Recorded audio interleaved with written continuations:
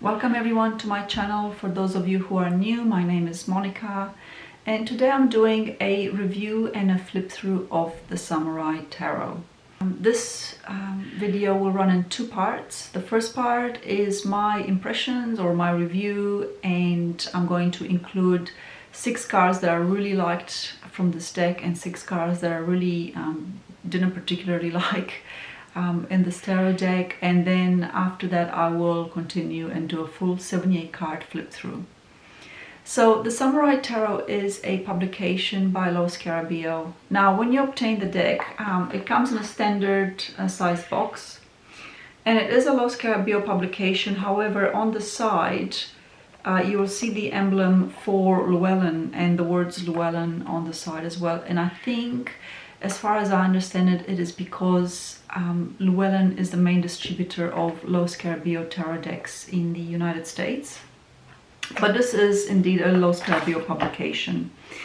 And when you open it up, you will find the booklet, which is unusual in itself because it opens along the short edge. And so all the writing happens along the short edge, whereas normally they open on the on the longer side. And on the back it says 2006 copyright Lo Scarabeo. It's printed in Italy, I think. It doesn't explicitly say that, but it does give the Italian address and phone number. So anyway, I acquired this deck a long time ago, and I have read with it only for myself for many years. This is a tarot deck I would not recommend for beginners. And I think even advanced readers might find it a bit strange, because what it is, as the name suggests, it is infused with a lot of samurai wisdom and culture, and so I feel like the creators of this deck have fitted tarot within the samurai system as opposed to the other way around, and because of that it doesn't quite translate so well to its equivalent Rider-Waite-Smith card meanings or card descriptions, and I'll give you some examples of that. But before I go through those cards, I want to say that I have found this a really great deck to read with in spite of that. And I think sometimes more unusual decks really flex our intuitive muscle. They really make us step outside of what is comfortable and what is so well known, and that's what I like about this tarot deck. But I wouldn't say it explicitly follows the Rider-Waite-Smith tradition. Okay, so let's look at some cards. So I'm going to start with my favorite cards, and one of my very first ones that I absolutely love in this tarot deck is the Empress card. And the reason I like the Empress card in this tarot deck, it's because it shows a very strong and very powerful and fearless woman. Okay, normally you get empresses that, you know, they look radiant and splendid and often pregnant, which is all good and great. Like, I have nothing against that, but that's not all the empresses out there. And if you look throughout the history of you know, queens and empresses in the world, you'll find a lot of fearless, strong examples. I love her stance, and I love the look in her eyes, her dress code. In fact, to me, her whole demeanor is the embodiment of strength, power, and mental acuity. The next card I love is the Stars card, and while different to the usual Star card, which often depicts a naked woman by the water's edge, I feel this card captures that wonderfully magical, infinite, and surreal moment when we are captivated and spellbound by the vastness and by the beauty of our night sky and stars. To me, it seems like the protagonist in this card is both spellbound by what he or she sees, but also I notice there is the glow around one particular star, as if to say your prayers are answered. And that's very much how I feel when I see the Star card in a reading. Next we have the Ten of Pentacles. I absolutely adore this card, and it's a simple card. I mean, you can say there's nothing extremely special about it, but to me it invokes the energy and the calm of having material success and abundance in life. And I love the turtle here, you know, which makes me think that for many, if not for most of us, such an achievement comes after a long time period, often in the later years in life, after we've put in quite a lot of work throughout our lives to achieve this level of comfort and material security. The next card is the Two of Swords, and I like it because it shows both the traditional Rider-Waite-Smith blindfold scenario, but also because it shows two people in relationship to each other. And this is something that is a core meaning of all the number 2 cards, but they're not usually shown as such. Usually there's only one person depicted, so I really love this. Next, a not so pleasant scene, the Ten of Swords. Look, despite how gruesome this card looks, I love this card and its honesty about the Ten of Swords, and that is the end. And in this case, it is an honorable end for many samurai. You know, taking their own life was considered an act of honor and bravery and courage, which it is, because I can't actually fathom, what it takes to do that.